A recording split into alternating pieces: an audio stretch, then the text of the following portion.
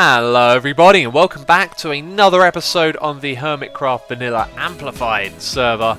I know what you want to see. You want to see the tower. There it is, look at that. That thing looks lovely. Yes, I showed this at the end of the last episode and unfortunately it was nighttime, so YouTube and its video compression just made it all really dark and horrible and unable to see. And there it is in the daytime. The roof looks good, I love it, and obviously we're going to be working on this again this episode. But people have been working around here. There are things going on. You can see Tango Tech has his building in progress over on that side. He's actually online at the moment, as well as Slipgator. Then Full Symmetry is building in the mountain over here. I think she's doing something that goes all the way to the sky limit and down to bedrock through the mountain, which sounds really awesome. But I get a nice view of that from my base, which is going to be awesome. And that's one of the things that's important on this server, is all of the spectacular views. So over here we got what I do believe is Joe Hill's pub. And I really like how that looks from the distance. Because I know it's a pub or a bar, it kind of reminded me of the white wood you might see, you know, on the outside of a pub, or at least some pubs. And so yeah, even though it's quartz pillars, the way he's placed it on the side, it just looked like a wood texture to me, and I think that's really nice what he's done there. So as well as those things, over the back here, Slipgator has been busy building this amazing little bridge over here. It's actually just a little ghetto bridge. And then off there in the distance, you can see he's building something that looks pretty spectacular. There is some sort of elevator there that uses minecarts, and then behind it he's got some platforms and something that looks really interesting. And I've got to say, with this terrain, it is really the time to build, isn't it? To build wonderful and spectacular looking things. So, anyway, we're going to head back in this direction because I've got some stuff to show you. I've been doing things in between episodes, mainly mining. I really haven't had too much time to do it, actually. I wanted to go mining for a couple of hours, but I managed to do at least a little bit. And I got ourselves some more diamonds, and we're going to mine them together. We've got 14 of these right here. I love getting diamonds early on. That is Silk Touch. Where is my fortune? There we go. So we're going to do a little bit of enchanting as well, actually, because we made some diamond boots, which I wasn't going to use because we didn't have feather falling on them. But what we can do, and I've got a book in my inventory, is try and get feather falling on a book. And I was supposed to check my website, because on the website there is all of the different levels. How many do we get? 28, that's really good.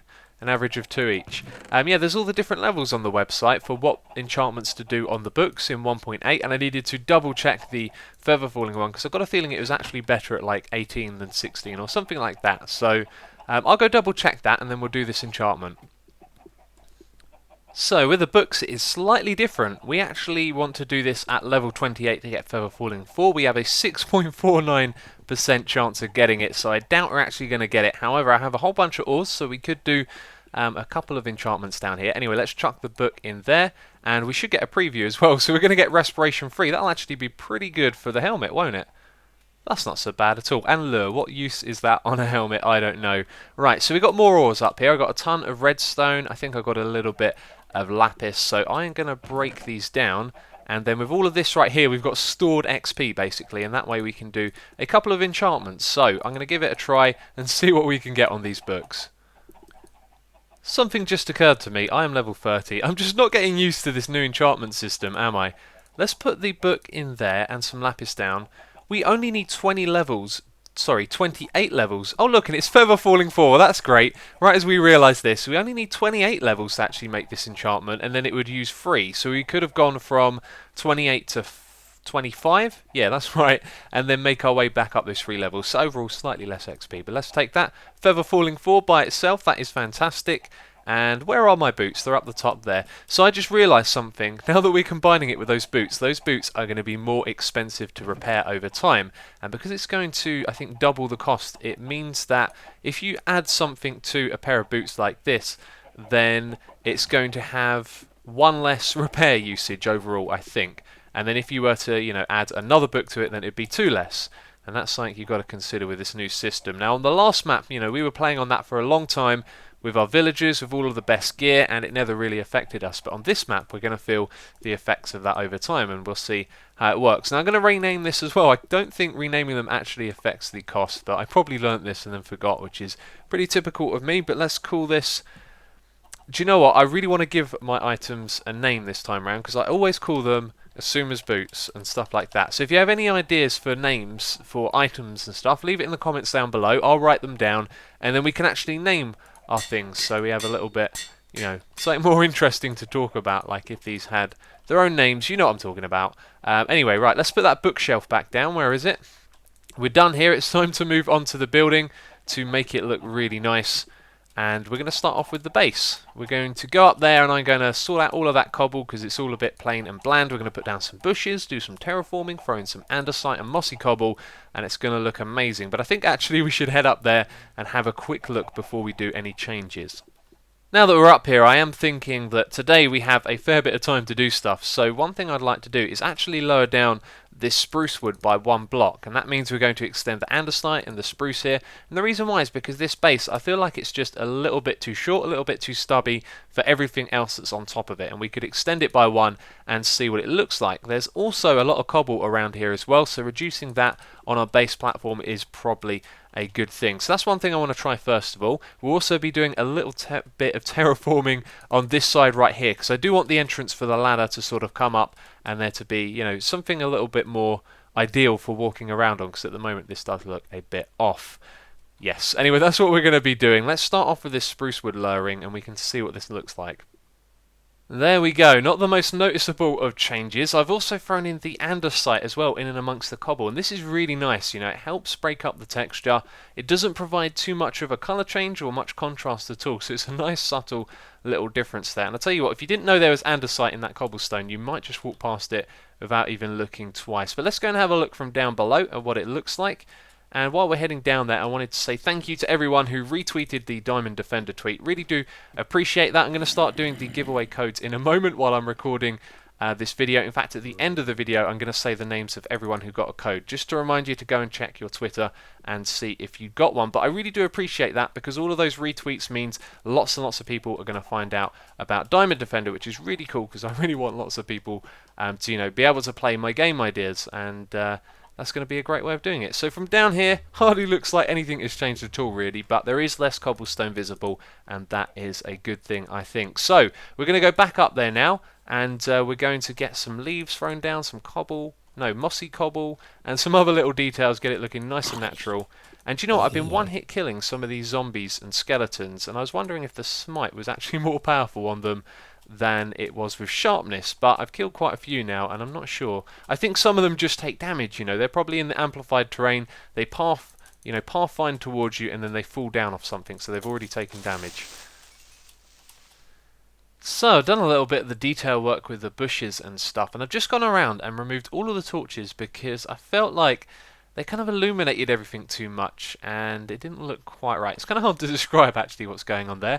But let's have a closer look. I put in some mossy cobble, some bushes, and this little stone formation just there. I've also sorted out this bit as well. That's what the roof is going to look like, or at least the entrance to the room up above. There's going to be a slime block here in the future, but obviously we've got to get one of those.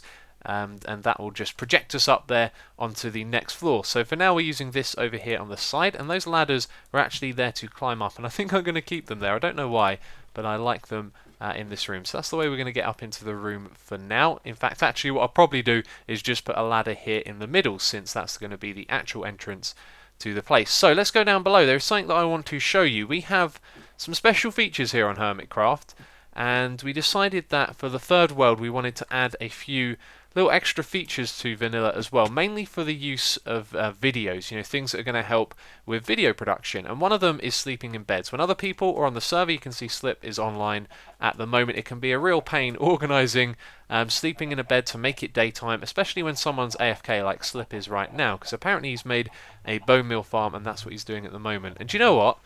Actually, it doesn't really work. Without the illumination, you can't see so much of the detail. I guess what I'll probably have to do is put the torches in clever places so you don't really see them. You just sort of see a little bit of the light illuminating up. So I guess we'll try that.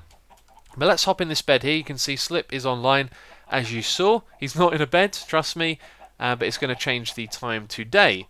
And that is so convenient when you're making videos. You know, you really want to record in the daytime sometimes. In fact, now we can see it with it all lit up. You can see I made some long grass up there, and there's some bushes, and you know what, just the extra little bit of colour and detail really does add something. I do like it, but we're going to go and play around with the lighting. As I was saying, this is a really cool little feature that we've added, and so that's just done with a command block. It detects a player who's in a bed, and when they've been in a bed for the longer than the default amount of time, it will set the time to day, which kicks them out of the bed. So that means If 2 people are online, they both get in a bed, it will work like normal. If 2 people are online and 1 person gets in the bed, then they're lying in the bed for longer and it changes it to day for them, which is really, really useful. And the reason we decided to add that was really just for the videos, you know, because recording in the daytime is so much better than the nighttime, isn't it? And so that's a little feature that helps with that. I was just getting myself some food. I noticed we had a little bit of a bacon circle going on down the bottom here, not so much anymore. But look at this, they're all sort of getting sent up to the end and then coming back down again. It's really strange. Also, by the way, while it's still nighttime, it's about to turn to day. Let's have a quick look up there. You can see I've added some subtle lighting, just putting some torches underneath the leaves, and now it's illuminated and it looks much better. Okay, it's now time for us to do the interiors, and this is what I've been waiting for. I really like how the inside of this is going to look. So we're going to hop up there, you're going to see the floor that I've done. Now in creative mode on my server, this was the first thing that I tried, and it looks lovely. Now at the moment, it's probably not the most exciting of things to look at, but when the rest of the room is complete, you'll see. This combination right here I think looks really good. And it's literally the first one that I tried. I just thought, let's use quartz, let's use the chiseled one, put it down next to the polished andesite, and it worked straight away. I really liked it. So for this floor right here, we're going to have a little bit of a basic storage area with some chests, and that's pretty much it. A couple of furnaces as well, nothing too fancy. But for this, I was thinking about where are we going to put our chests, how are we going to do storage on this, and one of the things I wanted to do a little bit differently this time on the server was look at storage in a different way.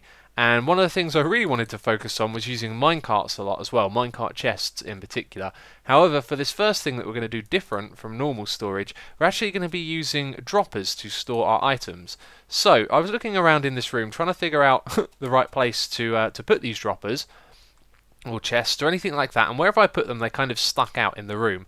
So eventually I got to this point where I was like, right, let's put them over at the edges here, and I started removing the andesite and replacing them with droppers of all things. Now we're going to go down to here, even though this will be like an inaccessible one. From the outside we need these to look the same, because these droppers are going to be our walls now, and it doesn't look so bad from the outside. Trust me on that, it doesn't look so bad at all. But for the inside it means that it looks okay, and that it's going to be storage as well. So let's remove this one on this side and just place down a whole bunch of these. And it's only on this floor that we're going to do it, by the way. On the next floor we'll leave the regular stuff in. Okay, so there we go. So that's now our storage on one side, and what the plan is to put in some item frames like this. Now I played around with doing lots of different things. I tried putting them both on the middle like this, and that didn't really look right. Then I tried putting them on the outside as well. So let's do that quickly. That also didn't look right either. I mean, it just looks kind of odd. And I ended up deciding with going like this.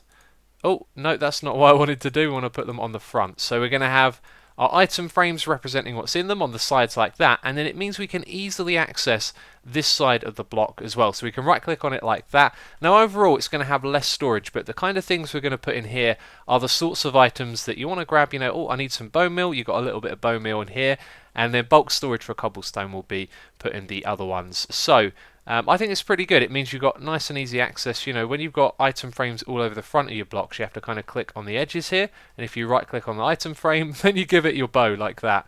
This is one I got from a skeleton, by the way. It has punch 1. I haven't enchanted myself a bow yet.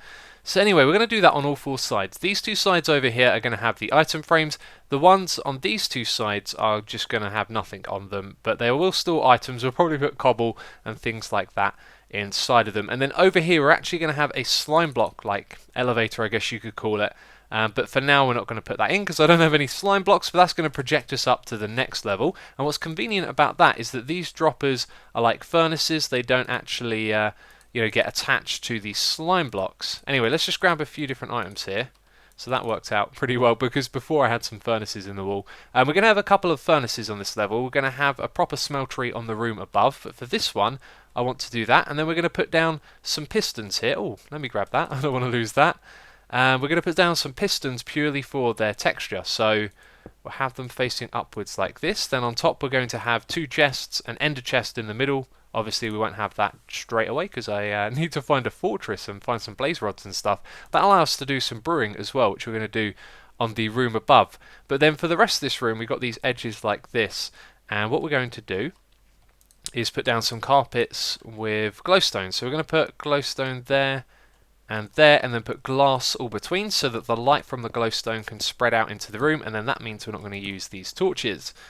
And then we're going to have the carpet going along like that, and it matches the wall, which looks cool. And then we're going to have some more red stained clay, which is something I need to go and get. We're going to have more of that on the ceiling. In fact, the ceiling is going to look lovely. But for now, I'm just going to finish this floor. And by the way, we're also going to build a balcony over here, but we're going to do that later in the episode. So for now, I think what I'm going to do is put down this temporarily and put the carpets on top of it so we can see what it looks like. And then on this side over here, we'll do the same thing with the glass and the glowstone, and I don't have enough carpets. Anyway, I will go get some more of those, some more of the other materials. We're going to be building the roof next, and I'll do the other details in the room first of all. So the walls like this are looking pretty plain, right? That's why we're going to add some buttons and trapdoors like this. Just adds a tiny bit of detail, not the most interesting of things, but it's really going to come together when we add this roof, and that's going to have some blocks coming across like this. And actually, to do the next bit, I need to kind of go up and above. I think this is how I did it. You want to have one of these facing downwards, and then that's going to branch across to the next one. So all of these are going to meet up in each corner, and that leaves us with this one. Oh, that's on the wrong side. Leaves us with this one block gap in the middle. Now, I can't remember what I did for each of those, but over on this side, that's where you're going to jump up, and then you'll go on top of this block and round to the next floor. So let's just remove this, and I'll show you what we're doing with the roof here. So a couple more blocks over. And, well, I'll change that in a moment. We're going to put some red stained clay right here, and that's really going to bring some nice depth to this room. Oh yeah, you can see it already. It's already sort of coming together there. It's going to look real good. In fact, I'm just going to finish up this roof bit quickly. And that is now looking really, really nice. For the middle, we're actually going to put a load of glass in here. And the next floor, the bottom of the next floor, doesn't start for another 2 blocks. So it means we've got a gap in between each of the floors, and what we're going to do is put down some glowstone, not glowstone, sorry, redstone lamps in between the floors, and that's going to look real nice. We'll get to that in a moment. I'm going to fill in the middle completely with glass like this, and now we're going to add a little bit more detail to this room, which is coming along really well. Added a ladder over here, by the way, since that's going to be where the slime block is. I might as well get used to making my way to the next floor over on that side. So what we're going to do over in this corner is put down a couple of bookshelves. We're going to have one there and one there, and then we're going to put in, you can already see what I'm going to do, an item stand, and then just some shiny armor, not for the sake of storing the armor we want to use, just because it looks pretty cool. So there is one last detail that we need in this room, and that is curtains. Now I've got some white ones right here. Obviously they're banners, not curtains, but they kind of do the same thing, as you can see. And I was just thinking, you know, when we're a little bit more established, we've got some dyes and stuff going, what we might want to do is make this a little bit prettier, put some colours on it. But one of the things that would look really good are the little triangles at the top. They would kind of give it a bit of texture and detail right where you would have the banner going across the top for the curtains to hang off of. But there you go, that is this room right here done. We're going to add a balcony later on that side, and it's not the most detailed and it's a little bit spacious in here, but I do like it, and it's going to look a lot better once the room above is done. So I think the next thing for us to do is to head up there and start working on this one.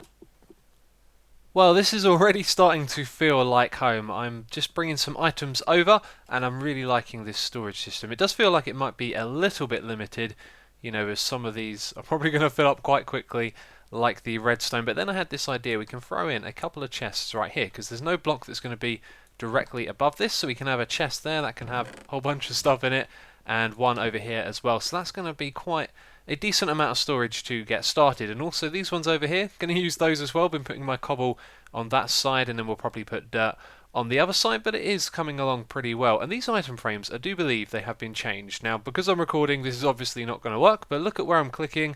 I'm clicking on the item frame, and I open the dropper. I think this has actually been changed, so it's a little more flexible, and that thing's probably now gone forever.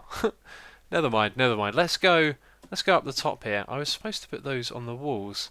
Yes, I missed this wall over here. I was just adding a couple more details to this room, like before, except with the wooden buttons instead of stone. I thought they looked nicer against the hardened clay.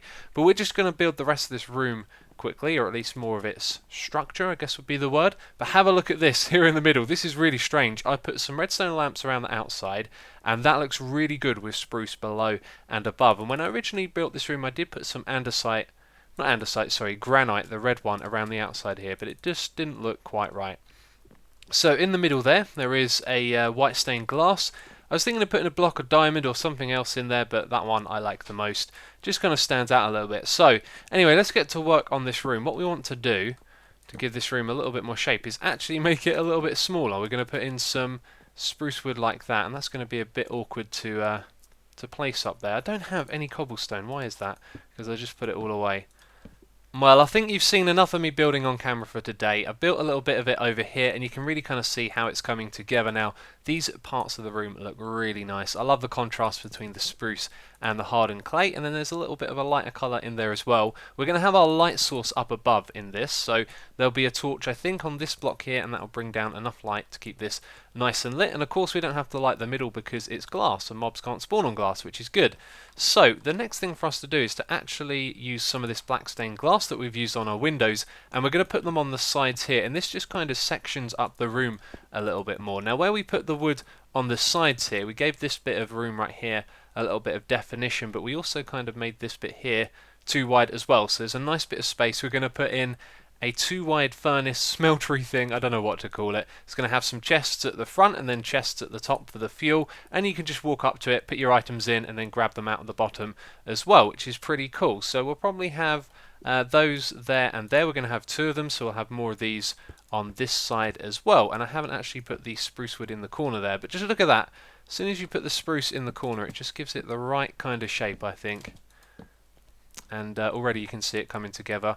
But I will finish off the rest of this. We're going to do some more things in this room as well as putting in the smeltery. We're going to have a little brewery stand, and we're also going to be putting our enchantment table up there in the ceiling. That's the first time we've actually looked up into the inside of this. It looks really cool, I think.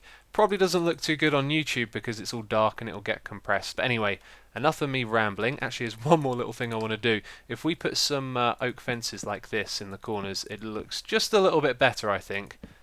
Let's just do that and stand back. Yeah, that does look a lot nicer. So the room up here is going to look a little bit bare for a while, but if we go over here you can see the setup. In fact, if we look at it side on, you can really see what's going on. Got a chest there for the items you want smelted, one at the top for the fuel, and one down the bottom here for the items that are done. So that's going to be quite useful, but let's just take a step back over here and look upwards. Check that out. I think that looks really, really cool. I love that. That's our enchanting system. I decided to put it up there in the roof because I had this kind of image of like an enchanting stable in the wizard hat roof, just kind of looking all mystic and spooky. And as I played around with it, I ended up just making it part of the roof of this room, and it looks really cool with the spruce wood, the bookshelves, and then those are the bottoms of pistons right there, so the light is shining through them. There's a glowstone at the top, and then we can access our enchanting like that. We can even put torches on and then knock them off again, which is really, really useful. But that is the top of this room done right here. The next thing we're going to do is the balcony, and I'm actually running out of time a little bit here, and I've also been moving over tons of our items as well, taking lots of trips back and forth. So I think for this I'm just going to build the balcony and show you it when it's done, and then we're going to have a fantastic view over to Force's area, and we're going to have a kind of well, not a 360, like a 180 view, I guess, side to side of all the area out there, and it's going to look really good. So I should get to work and start building it. And there it is. There is a balcony in our base, and it looks lovely, doesn't it? This is really, really cool. I love the shape of the ceiling right here. Had fun rebuilding that after building it on the creative server, and yes, this is kind of the view from the inside. So if we stand here, we kind of have a slightly obscured view because of these. I guess we could open them as well, although they look like they're holding up the roof, and now they don't look like they're doing that at all. So a nice view, definitely a nice view, but it probably could have been done a little bit better. But, you know, it looks nice. It doesn't have quite the function we wanted. Anyway, we need to go and see this from another angle because we're just looking at it from the inside. So I think we should actually head over to where Force is building and kind of get a view of my place from over there. And then we'll be able to see the balcony as well. The view from over here is actually a little bit underwhelming because the balcony itself is pretty small. What we should do is hop down the hill here and have a look from a little bit lower down perhaps. Oh, this is actually quite scary. I could fall to my death, although we do have feather falling now. And this is probably a lot further down than I wanted to go, but what we'll do is hop up on here. You can see the underside of the balcony. Yep, it's pretty damn small actually to see it, but it does look alright. It doesn't look bad, so that is certainly not a problem. But that is going to be it for this episode. As always, if you have enjoyed it, please do leave a like, it will always be appreciated. In between episodes, I'm going to be moving over my items from the temporary area into our base, and as I said earlier in the video, I need to let all of you know on Twitter who won those codes, and at the moment Twitter isn't letting me send any more messages. So I've sent out a private message to ChrisCN _, Dammit Examit, Aerojuice, Rebel Leone MC, Gamma Void, Gmail 13L Martin, and Rust MC _, and then I'm also going to send out a message to Dr. Wolfie Games and Ollie Lee 2225 when I can actually send more messages. What is going on over there? Biffer is killing some cows. That's what's happening. So thank you everyone for retweeting the tweets, and for those of you that I sent a message, all the instructions are in there for the promotional code and all of that. So as always, thank you very much for watching, and I will catch you next time.